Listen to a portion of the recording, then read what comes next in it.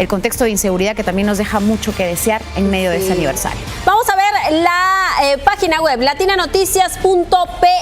¿Qué ha pasado? El Ejecutivo promulgó hoy la ley que elimina las elecciones primarias obligatorias en los partidos políticos, primarias obligatorias y simultáneas en los partidos políticos. ¿Qué significa esto? Que como bien mencionabas, Cari, estos al menos 34 partidos políticos que podrían ser inscritos para las elecciones del 2026 son todos los que van a participar, y esto se podría convertir en un caos. El cuestionamiento ha venido justamente porque la presidenta de la República no observó la ley y se ha sumado a esta propuesta del Congreso de la República para eliminar las elecciones primarias abiertas y obligatorias de los partidos políticos, que podrían haber significado un primer filtro para la convocatoria a las elecciones generales. Sin embargo, ahora se podría convertir en un caos, pero no solo eso decía la promulgación de esta ley. ¿Qué más había, Cari?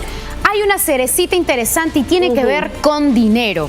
Esta ley, además, al ser promulgada, ha eliminado las multas electorales de los partidos políticos que durante la última campaña electoral infringieron normas de propaganda, pegaron y pintaron las calles público, privado, con y sin permiso, como quisieron. Y eso significó, evidentemente, una multa, porque uno con su propaganda no puede, pues, ingresar a espacios privados sin autorización o espacios públicos, obstruyendo, generando contaminación visual. En cada esquina que estabas, un letrero, otro letrero, ya hasta ni manejar se podía. Claro.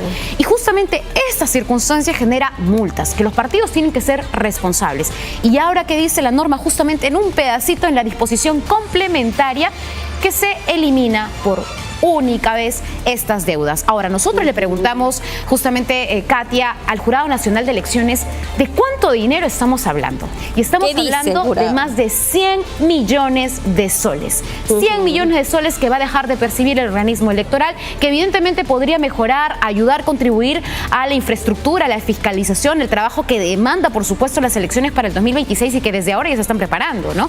Pero ya se le perdonó por única vez. Y justamente lo que nos cuestionábamos, porque esto lo tiene que decirlo la Procuraduría del Jurado Nacional de Elecciones, ¿qué partido debe más? ¿Qué partido tiene más multas? ¿Y qué partido justamente de estos se encuentran en estos momentos en el Parlamento? Que son justamente una ley que dice, oye, me has beneficiado. O sea, yo hago una ley para que yo no te pague lo que te debo. Para beneficiarme yo mismo. Y eso es un problema. ¿Y saben por qué es un problema la eliminación del proceso de elecciones internas, primarias, abiertas, obligatorias y simultáneas?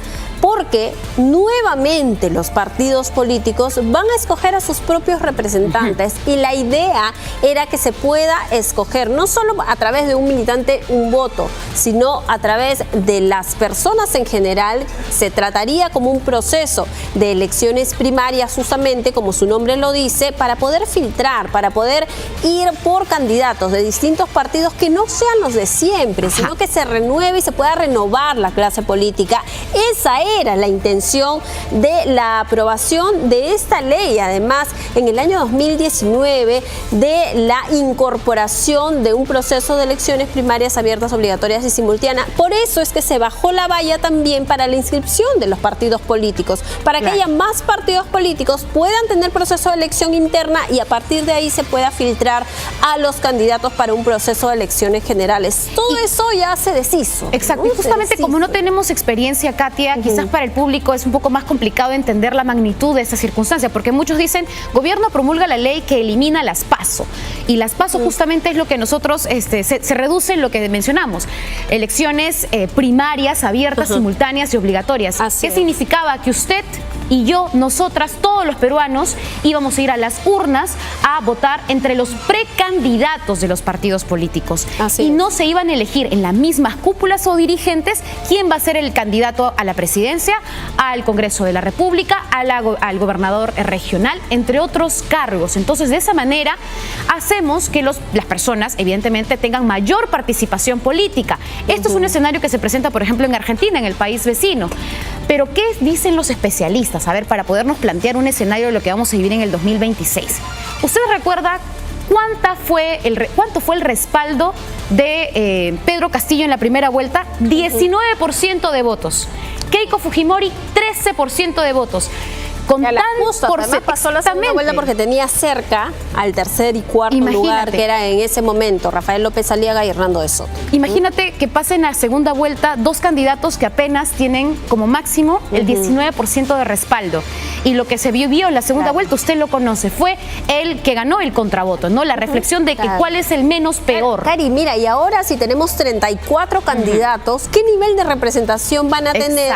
Porque va a ser elección de pigmeos, elección de chiquitos, elección de poca representación de cada uno de los candidatos. Porque no debemos olvidar que en el 2021 fueron 24 partidos políticos los que fueron a elecciones, 24. Hoy estamos con 25 y 9 en proceso de inscripción. Y espérate que todavía falta para llegar al 2026. Pero no los 24 partidos tuvieron candidato presidencial, muchos tuvieron candidatos al Congreso nada más. Porque algunos justamente se crean para algunas circunstancias y no debemos olvidar, miren señores, que esto genera tanto debate porque hay que recordar algunos mensajitos de lo que nos dijo el señor Rojas en el documental Golpe y Caída que se hizo aquí en Latina Noticias.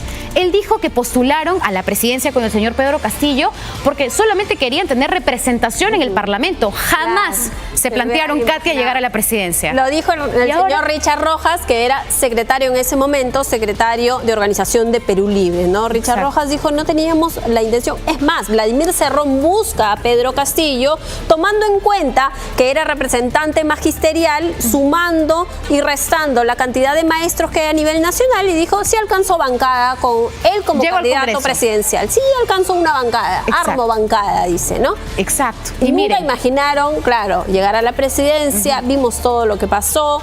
Falta de preparación es lo que muchos también cuestionan, además por parte de Pedro Castillo y por parte de toda su plancha presidencial, que ahí estuvo Dina Boluarte y estuvo el propio Vladimir Cerrón, que fue excluido por el Jurado Nacional de Elecciones. Entonces, para mejorar el sistema de representación política es que se necesitó estas modificaciones en la ley electoral. Las mismas que ahora están deshaciendo, estamos retrocediendo, claro.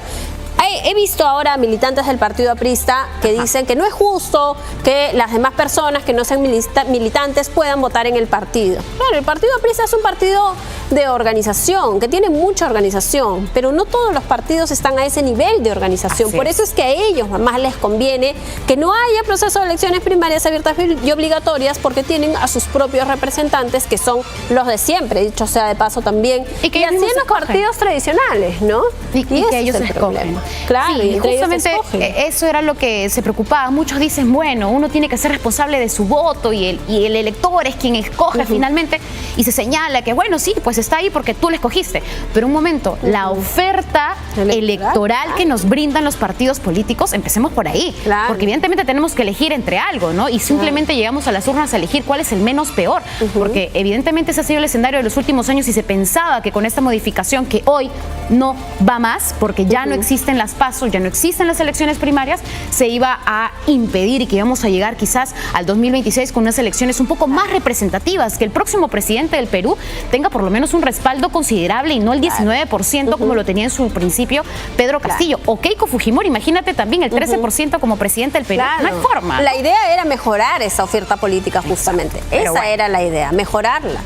Porque ya ahora a esas alturas ya no se va a poder, ya la presidenta ha hecho eco al Congreso de la República y ha promulgado esta ley que elimina las elecciones primarias abiertas, obligatorias y simultáneas. Los procesos electorales ahora, ¿cómo van a ser? Con 34 candidatos, si es que finalmente todos los partidos llegan a inscribirse, ¿no? Entre ellos está el PPC, además, dicho sea de paso, que ahora que hablábamos con el señor Carlos Neuhaus, ¿no? Exacto. Y decía justamente también un analista electoral que el peruano o cualquier persona en sí retiene un concepto de mensaje de 30 segundos. Imagínate tener 34 planes de gobierno si es que tenemos 34 candidatos presidenciales.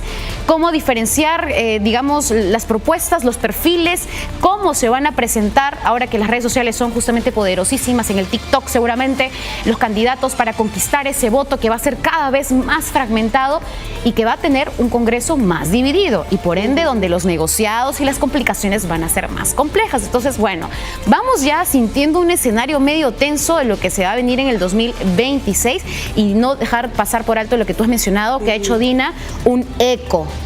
pese a que el Jurado Nacional de Elecciones dijo que no era positiva esa norma, igual se aprobó y hoy ya es ley, ya está promulgada. Pero vamos con buenas noticias.